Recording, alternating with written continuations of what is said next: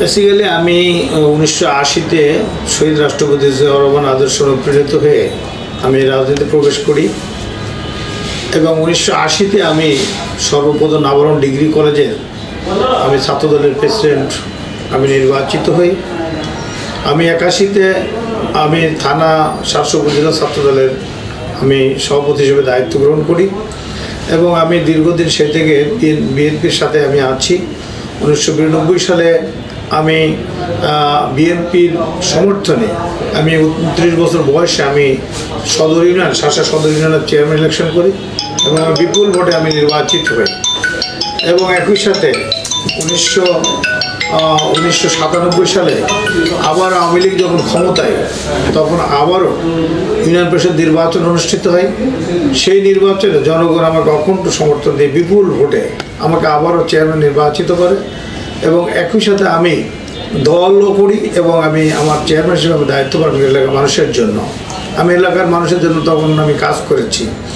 আমি 1997 সালে বিএনপির কাউন্সিলে আমি সাংগঠনিক সম্পাদকের দায়িত্ব পাই এবং এটি 8-9 সাল পর্যন্ত এটা কন্টিনিউ করে এবং 1909 সালে আওয়ামী লীগ ক্ষমতা আসার পরে আমাদের আরেকটি কাউন্সিল হয়। সেই কাউন্সিলে আমি বিএনপির সেক্রেটারি নির্বাচিত হই এবং আমি বর্তমানে বিএনপির প্রেসিডেন্ট সভাপতি হিসেবে আমি দায়িত্ব পালন করছি।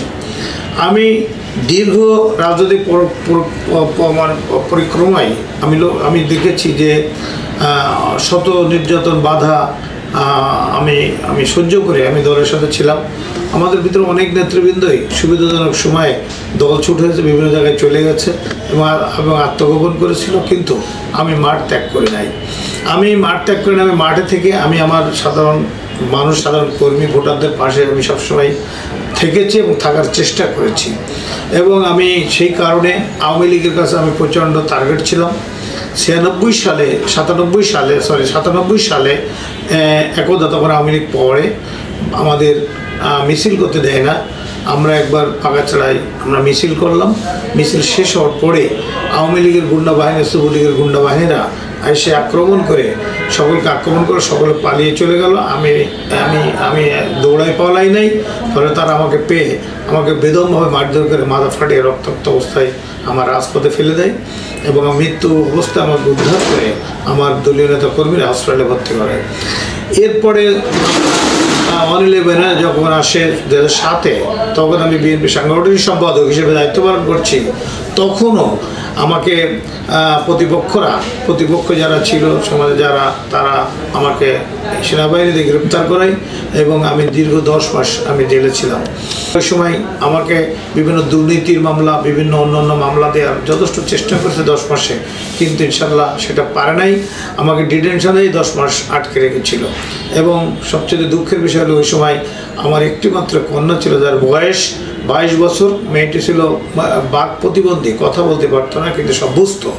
সে 10 মাস যখন পিতার অভাব লক্ষ্য করেছে, বাড়িতে আস্তে আস্তে সে নিস্তেজ হয়েছে এবং পরে একটা পর্যায়ে যে সে মৃত্যুবরণ করে, আমি তখন জেলখানায়।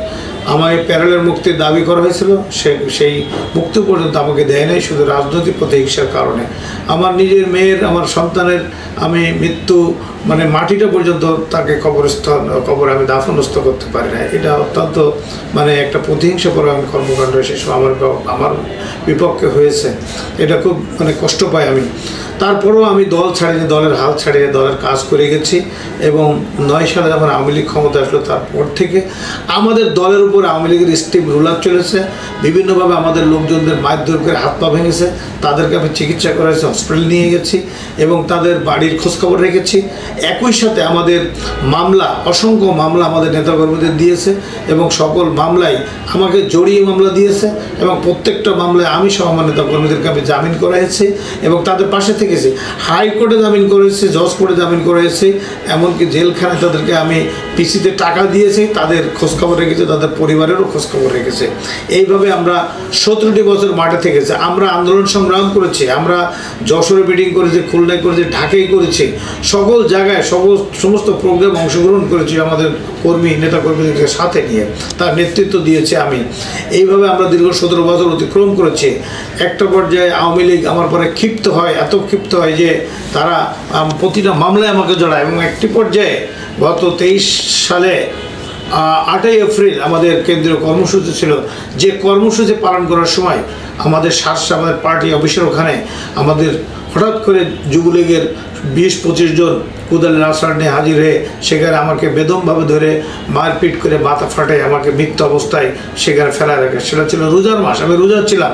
রোজা অবস্থায় আমাকে যখন মেরে পাঠায় ফেলল, তখন আমাদের লোকজন উদ্ধার করে আমাকে হসপিটালে ভর্তি করলো এবং আমাদের প্রিয় নেতা জনাব মানিনুল ইসলাম আহমেদ, যিনি বিএনপি সাংগঠনিক সম্পাদক ভারপ্রাপ্ত, উনি ছুটে যেয়ে যশোর থেকে ছুটে যেয়ে আমার এলাকায় যেয়ে আমাকে উদ্ধার করে উনি সদর হসপিটাল নিয়ে আসে এবং দীর্ঘদিন ট্রিটমেন্ট করি। আমি 2 মাস ট্রিটমেন্টের পরে আমি সুস্থ হয়ে আমি বাড়িতে ফিরে যাই। কিন্তু আমার বাড়িতে প্রবেশ করার আগেই আবারও পুলিশ খবর পেয়ে পুলিশ এসে আমার হসপিটালের সামনে থেকে আমার বাড়ি যাওয়ার পথে ওখান থেকে গ্রেপ্তার করে এবং গ্রেপ্তার করে আমাকে পুনরায় জেলখানায় পাঠায়।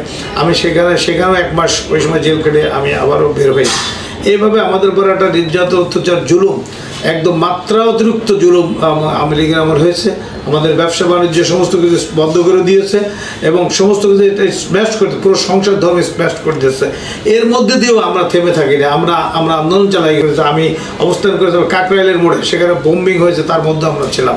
এইভাবে আমরা মৃত্যুর সাথে আমরা মোকাবেলা করেও আমরা বিএনপির সমস্ত দায়িত্ব পালন করার চেষ্টা করেছি এবং এইভাবে আমরা দলকে এগিয়ে নিয়েছি।